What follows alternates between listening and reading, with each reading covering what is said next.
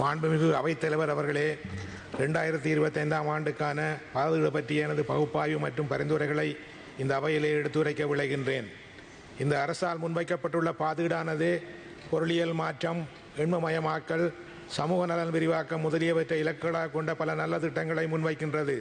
எனினும் இந்த முன்மொழிகளில் பல அவற்றை செயற்படுத்தும் உத்திகள் மற்றும் எதிர்பார்க்கப்படும் தாக்கங்கள் பற்றிய தெளிவை கொண்டிருக்கவில்லை. பொதுமக்களுக்கும் பங்குதாரர்களுக்கும் தெளிவான புரிதலை அளிக்கும் பொருட்டாக இந்த முன்முயற்சிகள் எவ்வாறு செயல்படுத்தப்படும் என்பது பற்றி அரசு விரிவாக விளக்கம் அளிப்பது நன்மை பயக்கும். முதன்மையான துறை ஒவ்வொன்றின் கீழும் நேரான கூறுகள், மறையான கூறுகள், அறைகூவல்கள் மற்றும் பரிந்துரைகளை இவ்விடத்தில் பார்ப்பது பொருத்தமானதை நம்புகின்றேன். பொருளாதார வளர்ச்சி மற்றும் முதலீடு, economic growth, trade and investment. சுதந்திர வர்த்தக ஒப்பந்தங்களின் விரிவாக்கமானது குறிப்பாக ஏசியன் மற்றும் பிராந்திய விரிவாக்க பொருளாதார கூட்டாண்மையானது ஏற்றுமதியை அதிகரிப்பதற்கும் வெளிநாட்டு முதலீடுகளை ஈர்ப்பதற்கு நம்பிக்கையான ஒரு படியாகும். பொருளாதார மாற்ற சட்ட திருத்தம், அரசு தனியார் கூட்டுச்சட்ட அறிமுகம் முதலியன வணிக நம்பிக்கை மற்றும் உட்கட்டமைப்பு மேம்பாட்டை நோக்கமாக கொண்டுள்ளன. எனினும் இந்த ஒப்பந்தங்கள் எவ்வாறு கட்டமைக்கப்படும் அல்லது எந்த குறிப்பிட்ட தொழில்கள் பயனடையும் என்பது பற்றிய தெளிவான வரைபடத்தை அரசு வழங்கவில்லை. அதை வழங்கப்பட வேண்டும்.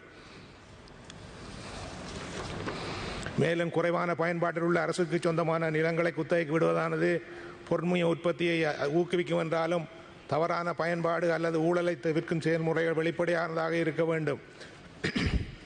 இந்த கவலைகளை சீர் செய்ய அரசு தெளிவான ஒரு செயலாக்க திட்டத்தை முன்வைக்க வேண்டும். இந்த திட்டத்தில் குறிப்பிட்டுள்ள துறைகளை இலக்காக கொண்ட சுதந்திர வர்த்தக ஒப்பந்தங்கள், நில ஒதுக்கீடுகள், அரசு தனியார் பங்குடைமை திட்டங்களுக்கான வெளிப்படையான கட்டமைப்பு ஆகியன இதில் அடங்கும். எண்ம பொருளாதாரம் மற்றும் தொழில்நுட்பம், digital economy and technology. Sri Lanka unit digital identification SLUDI என்ற முக்கிய முன்முயற்சியானது எண்ம பொருளாதாரத்தை கட்டியெழுப்பதற்கு ஒரு முதன்மையான படியாகும். மேலும் எண்ம பொருளாதாரத்தின் பங்களிப்பை 15 பில்லியன் அமெரிக்க டாலர்களாக அதிகரிப்பது இலட்சியமானது, நம்பிக்கைக்கும் உரியது ஆகும். இருப்பினும் எண்ம உள்கட்டமைப்பு மேம்பாடு, இணைய பாதுகாப்பு நடவடிக்கைகள், எண்ம கல்வியறி முதலிய முன்முயற்சிகள் எவ்வாறு செயற்படுத்தப்படும் என்பதற்கு குறித்து தெளிவில்லை. இதை தெளிவுபடுத்தப்பட வேண்டும். மேலும் புதிய முயற்சியாளரும் சிறிய தொழில்நுட்ப நிறுவனங்களும் தத்தம் செயல்பாடுகளை விரிவாக்க சிறப்பான வரிவிலக்கு மற்றும் நிதி ஆதரவு வழங்கப்படவில்லை. இதில் அரசு கவனம் செலுத்த வேண்டும். பெறுபவர்களை அதிகரிக்க வேண்டுமாயின் எண்ம உட்கட்டமைப்பு, சைபர் பாதுகாப்பு நெறிமுறைகள் மற்றும் புதிய முயற்சிகளுக்கான ஊக்கத்தொகை மேம்படுத்துவதற்கான நடவடிக்கைகளை அரசு தெளிவாக கோடிட்டு காட்ட வேண்டும். அத்தோடு எண்ம மாற்றம் கிராமப்புற சமூகங்களை சென்றடைவதை உறுதி செய்ய வேண்டும். நிதி மேலாண்மை மற்றும் வருவாய் உருவாக்கம். சமூக செலவினங்களை அதிகரிக்கும் பொழுது ஏற்படும்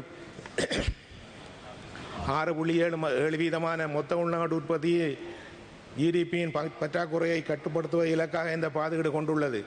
வாகன இறக்குமதியின் தாராளமயமாக்கல், எண்மச் சேவைகள் மீதான பெறுமதி சேர்வரி, பெருநிறுவன வரி உயர்வுகள் ஆகியன கணிசமான வருவாயை உருவாக்கும் என்று எதிர்பார்க்கப்படுகிறது. எவ்வாறாயினும் வாகன இறக்குமதி வரிகள் போன்ற தற்காலிக நடவடிக்கைகளுக்கு அப்பால் நீண்டகால வருவாய் நிலைத்தன்மையை அரசு எவ்வாறு உறுதி செய்யும் என்பதை இந்த பாதுகாடு குறிப்பிடவில்லை. அத்தோடு அரசு ஊழியர்களின் ஊதியத்தை 3 ஆண்டுகளில் 325 பில்லியன் உயர்த்த நடவடிக்கையானது வருவாய் வளர்ச்சியுடன் பொருந்தவில்லை என்றால் அது நிதி அழுத்தத்தை மோசமாக்கும். நிதிநிலையின் உறுதித்தன்மையை பேணும் பொருட்டாக மாற்று வருவாய் வழிமுறைகள், வரி சீர்திருத்தங்கள், செலவின கட்டுப்பாடுகள் வழிமுறைகள் உள்ளிட்ட பல விரிவான உத்திகளை அரசு அறிவிக்க வேண்டும். சமூக நலன் மற்றும் வருமான வளர்ச்சி, social welfare and economic growth. சமூக பாதுகாப்பு செலவினங்களை 232.5 மில்லியன் ரூபாவாக உயர்த்துவானது அரசு ஊழியரது ஊதியம் மற்றும் பெருந்தோட்ட தொழிலாளர்களது கொடுப்பனவுகளை உயர்த்துதல் முதலியன முன்மொழிவுகள் வாழ்க்கை தரத்தை மேம்படுவதற்காக இருப்பினும் இவ்வூதிய உயர்வுகள் படிப்படியாக வழங்கும் அணுகுமுறையானது அரசின் மீதான அதிருப்திக்கு வழிவகுக்கும். மேலும் ஊதிய உயர்வுகள் உற்பத்தி திறன் வளர்ச்சியுடன் பொருந்தவில்லை என்றால் பணவீக்க அபாயம் உருவாகும். இந்த நலத்திட்டங்களுக்கு நிலையான நிதியை எவ்வாறு பெறுவது என்பதை பற்றிய விரிவான உத்திகளை அரசு வழங்கவில்லை. பொருளாதார உறுதித்தன்மையுடன் சமநிலைப்படுத்த வேண்டுமாயின் அரசு உற்பத்தி திறன் இணைக்கப்பட்ட ஊதிய முறை, பரந்த ஊதிய உயர்வுக்கு பதிலாக இலக்கு பணமாண்டு பரிமாற்ற முறை, ஒரு கட்டமான நிதி ஒதுக்கீடு முதலீடு செய்தல் முதலிய திட்டங்களை அறிமுகப்படுத்த வேண்டும். மேலும் இலங்கை குடித்தொகையில் 52% கொண்ட பெண்கள் மற்றும் சிறார்களுக்கு பொறுப்பான அமைச்சுக்கு கடந்த நிதியாண்டில் 20 பில்லியன் ஒதுக்கப்பட்டிருந்தது. இந்த நிதியாண்டில் அது 15 பில்லியனாக குறைக்கப்பட்டுள்ளது. இந்த நாட்டில் பெருந்தொகையான பெண்கள் தலைமை தாங்கும் குடும்பங்கள் உள்ளன. குறிப்பாக வடக்கு கிழக்கில் 92,000 பெண்கள் தலைமை தாங்கும் குடும்பங்கள் உள்ளன. இவர்களுக்கு நிலையான வருமான வழிமுறைகள் இல்லை. இதனால் இக்குடும்பங்களில் உள்ள பிள்ளைகளது எதிர்காலம் கேள்விக்குறியாகி உள்ளது. எனவே பெண்கள் தலைமை தாங்கும் குடும்பங்களுக்கு வருவாய் பெறக்கூடிய சூழலை உருவாக்கி கொடுக்கும் பொருட்டாக இந்த அமைச்சுக்கான நிதி ஒதுக்கீடு பன்மடங்கு அதிகரிக்கப்பட வேண்டும். Agriculture and rural development. இலங்கையின் பொருளாதார விவசாயம் மற்றும் சமூக வளர்ச்சி. இலங்கையின் பொருளாதாரத்தில் விவசாயத்தின் பங்கு கணிசமாக இருந்த பொழுதிலும் இந்த பாதுகாட்டு நீர்ப்பாசன மேம்பாடுகள் மற்றும் எந்திரமயமாக்கல் உத்திகள் பற்றி தெளிவாக குறிப்பிடவில்லை. இந்த புறக்கணிப்பானது குறைந்த விவசாய உற்பத்தியின் வழியாக உணவு பணவீக்கத்துக்கு வழிவகுக்கும். கூடுதலாக வளங்கள் சங்கிலி திறனை மேம்படுத்துவதற்கு அல்லது கிராமப்புற சந்தை அணுகலை மேம்படுத்துவதற்கான வழிமுறைகள் எதுவும் இதில் கூறப்படவில்லை. எந்திரமயமாக்கல், கிராமப்புற உட்கட்டமைப்பு உள்ளிட்ட விவசாயத்தை நவீனமயமாக்குவதற்கான தெளிவான கொள்கை கட்டமைப்பை அரசு வழங்க வேண்டும். பாதுகாட்டில் கைத்தொழில் துறைக்கு 13 மில்லியன் ரூபாய் மட்டுமே ஒதுக்கப்பட்டுள்ளது. விவசாயத்துறை உற்பத்திகளை விட கைத்தொழில்துறை உற்பத்திகள் அதிக கேள்வி நிகழ்ச்சி கொண்டவைகள், எலாஸ்டிசிட்டி ஆஃப் டிமாண்ட் கொண்டவை என்பதையும் தேசிய உற்பத்தியில் கைத்தொழில் பங்கு அதிகமாக உள்ள நாடுகளே அபிவிருத்தி அடைந்த நாடுகளாக உள்ளன என்பதையும் அரசு உணர வேண்டும். அதற்கேற்ப கைத்தொழில் துறைக்கான மூலதன ஒதுக்கீடுகள் அதிகரிக்கப்பட வேண்டும் என்பதையும் இந்த இடத்தில் கூறுவது பொருத்தமாக நம்புகின்றேன். கல்வி, உயர்கல்வி மற்றும் ஆராய்ச்சி. தொழிற்சந்தை தேவைகளோடு கல்வியை இணைக்க தெளிவான திட்டங்கள் எதுவும் இந்த பாதுகாட்டில் இல்லை. தொழில் ஆராய்ச்சி, நிதி மற்றும் ஸ்டெம், அறிவியல், தொழில்நுட்பம், பொறியியல் மற்றும் கணிதம் திறன் மேம்பாட்டுக்கான திட்டங்கள் உள்ளடக்கிய நன்கு வரையறுக்கப்பட்ட உயர்கல்வி சீர்திருத்த உத்தியை அரசு அறிமுகப்படுத்த வேண்டும். பாதுகாடானது பொதுக்கல்விக்கான நிதி ஒதுக்கீடை செய்துள்ளது. எனினும் உயர்கல்வி நிறுவனங்கள் மற்றும் பின்தங்கிய பகுதிகளில் கூடுதல் கவனம் செலுத்தப்பட வேண்டும்.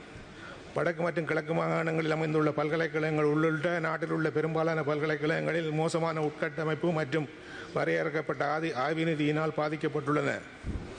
அறிவு சார்ந்த பொருளாதாரமாக இலங்கையை மாறுவதை நோக்காக கொண்டால் இந்த பல்கலைக்கழகங்கள் நவீன வசதிகள், ஆராய்ச்சி நிதி மற்றும் வினைத்திறனான ஆசிரியர் குலத்தை கொண்டதாக இருக்க வேண்டும். உயர்கல்வி மற்றும் தொழில்நுட்ப கல்விக்கான தரத்தை மேம்படுத்தும் பொருட்டாக உட்கட்டமைப்பு மேம்பாடு, ஆராய்ச்சி மானியங்கள் மற்றும் தொழில்துறை ஒத்துழைப்பு ஆகியன நிதி ஒதுக்கீடுகளுக்கு அரசு முன்னுரிமை அளிக்க வேண்டும். சுற்றுலா மற்றும் சேவைகள் துறை வளர்ச்சி. Tourism and service sector development. வெளிநாட்டு நாணய மாற்றை ஈட்டித்தரும் முதன்மையான துறையான சுற்றுலாத்துறைக்கு இந்த பாதுகாட்டில் போதுமான நிதி ஒதுக்கீடுகள் வழங்கப்படவில்லை அல்லது மீட்புக்கான ஊக்கத்தொகைகள் ஒதுக்கப்படவில்லை. சுற்றுலா மேம்பாடு, உட்கட்டமைப்பு மேம்பாடு மற்றும் முதலீட்டு ஊக்குவிப்புக்கான உத்திகள் இல்லாவிடின் சுற்றுலாத்துறையின் மீட்சி மெதுவாகவே இருக்கும். முதலீட்டாளர்களுக்கான வரிச்சலுகைகள், பன்னாட்டு சந்தைப்படுத்தல் பரப்புரைகள் உள்ளிட்ட கட்டமைப்பு மேம்பாடுகள் உள்ளிட்ட சுற்றுலா மீட்பு பாதை வரைபடத்தை அரசு அறிமுகப்படுத்த வேண்டும். இலங்கை நாள், ஸ்ரீலங்கா டே. இந்த பாதுகாட்டில் ஸ்ரீலங்கா பண்பாட்டை உலகளவில் மேம்படுத்துவதையும் வெளிநாட்டு சுற்றுலா பயணிகளை ஈர்ப்பதையும் இலக்காக கொண்ட ஒரு விழாவை இலங்கை நாள் என்ற பெயரில் தொடங்குவதற்கான முன்மொழி செய்யப்பட்டுள்ளது. இந்த நாட்டின் மென்மேலுவை மேம்படுத்தவும் சுற்றுலாவை மேம்படுத்தவும் இலங்கையின் செழுமையான மரபுகளை உலகிற்கு வெளிப்படுத்தவும் கூடிய பாராட்டுக்குரிய ஒரு முயற்சியாகும். இந்த நாளில் அறிமுகமானது தேசிய அடையாளம், பண்பாட்டு மரபுகள் ஆகிய சுற்றுலாத்துறையை மேம்படுத்துவதில் ஒரு சாதகமான படிநிலையாகும். உச்ச சுற்றுலா பருவமான மார்கழி மாதத்தில் திட்டமிடப்பட்டுள்ள இந்த முயற்சியானது இலங்கையின் பல்வேறு மரபுகள், கலைகள், இசைகள், நடனங்கள், உணவுகள் முதலியவற்றி உலகளாவிய கவனத்தை உருவாக்க உதவும். மேலும் இந்த விழாவை ஒழுங்கு செய்வதில் தனியார் துறையின் ஈடுபாடானது நிலையான மற்றும் கூட்டு அணுகுமுறையை உறுதி செய்கின்றது. எனினும் அதன் பெறுபேறுகளை உயர்த்துவதற்கு அரசானது தெளிவான விளம்பர உத்தியை உருவாக்குதல், வெண்மத்தளங்கள், ஊடகங்கள், சமூக ஊடகங்கள், பன்னாட்டு கூட்டாண்மைகளை பயன்படுத்தி உலகளாவிய பார்வையாளர் ஈர்க்கும் வகையில் ஒரு விரிவான சந்தைப்படுத்தல் பரப்புரையை செய்ய வேண்டும். வெளிநாடுகளில் வாழும் இலங்கையர்கள் அந்தந்த நாடுகளில் நடைபெறும் பரப்புரைகளில் பங்கேற்பதற்கு ஊக்குவிப்பது பன்னாட்டு பார்வையை விரிவுபடுத்தும். இலங்கையின் பல்வேறு மரபுகள், இனங்கள், சமூகங்கள் அடங்கியிருப்பதை உறுதி செய்யும் பொருட்டாக அனைத்து மாகாணமிலிருந்து பண்பாட்டு கூறுகளை முன்னிலைப்படுத்த வேண்டும். சுற்றுலா முன்முயற்சிகளோடு இணைக்கவும் உள்ளூர் வணிகங்கள் மற்றும் கைவினைஞர்களுக்கான பொருளாதார நன்மைகளை மேம்படுத்துவதற்காகவும் சிறப்பு பயணப்பகுதிகள், பன்னாட்டு சுற்றுலாக்கள் முதலிய சுற்றுலா திட்டங்களுடன் இணைக்கப்பட வேண்டும். ஓராண்டு நிகழ்வு என்பதற்கு அப்பால் இலங்கையில் ஆண்டு முழுவதும் பன்னாட்டு சுற்றுலா தலமாக நிலைநிறுத்தும் பொருட்டாக திருவிழாக்கள், கலைகள் மற்றும் வரலாற்று பட்டறிவுகளை சுற்றுலா கொள்கையில் ஒருங்கிணைக்க வேண்டும். இந்த பாதுகாட்டில் அரசு பல இலட்சிய தீர்த்தங்களை அறிவித்தாலும் இந்த முயற்சிகள் எவ்வாறு செயல்படுத்தப்படும், யார் பொறுப்பேற்பார்கள் அல்லது வெற்றி அளவிடுவதற்கான எந்த அளவீடுகள் பயன்படுத்தப்படும் என்பன பற்றி போதுமான தகவலை அரசு வழங்கவில்லை. இந்த தெளிவின்மையானது குழப்பத்திற்கும் செயற்படுத்துவதில் தாமதத்திற்கும் கொள்கை செயல்பாட்டில் திறமையின்மைக்கும் வழிவகுக்கும். பரிந்துரைகள்: திட்டம் செயல்படுத்துவதற்கான காலக்கெடு, பொறுப்பான நிறுவனங்கள் மற்றும் எதிர்பார்க்கப்படும் முடிவுகள் உள்ளிட்ட ஒவ்வொரு முதன்மையான திட்டத்துக்கும் விரிவான செயல்படுத்தல் திட்டத்தை அரசு வெளியிட வேண்டும். பொறுப்புணர்ச்சியை உறுதி செய்வதற்காக ஒழுங்கான இற்றைப்படுத்தல்கள், வெளிப்படையான அறிக்கையிடல் முதலிய வழிமுறைகள் நிறுவப்பட வேண்டும். வணிகர்கள், கல்வியலாளர்கள் மற்றும் பொதுமக்களின் கவலைகளை தீர்க்கும் பொருட்டாக பங்குதாரர்களின் கலந்தாய்வு நடத்தப்பட வேண்டும். சுருக்கமாக கூறப்போனால் இந்த பாதுகாடானது பொருளாதார மாற்றம், எண்மமயமாக்கல் மற்றும் சமூக நலன்களுக்கான வலுவான திசையை காட்டுகிறது, ஸ்ட்ராங் டிரெக்ஷன் காட்டுகின்றது. இருப்பினும் நிதிநிலைத்தன்மை, தனியார் துறை பங்கேற்பு, விவசாய நவீனமயமாக்கல், செயற்படுத்த தெளிவின்மை ஆகியன முதன்மையான குறைபாடுகளாக உள்ளன. அரசு செயற்படுத்தும் திட்டத்தை தெளிவாக அறிவிக்க வேண்டும். அத்தோடு பொது நம்பிக்கையை உருவாக்குவதற்கும் அதன் கொள்கைகளின் செயற்திறன்களை அதிகரிக்கவும் வெளிப்படைத்தன்மையை உறுதி செய்ய வேண்டும். நன்றி. மெல்டால் விஸ்வாசனீய சாதனை.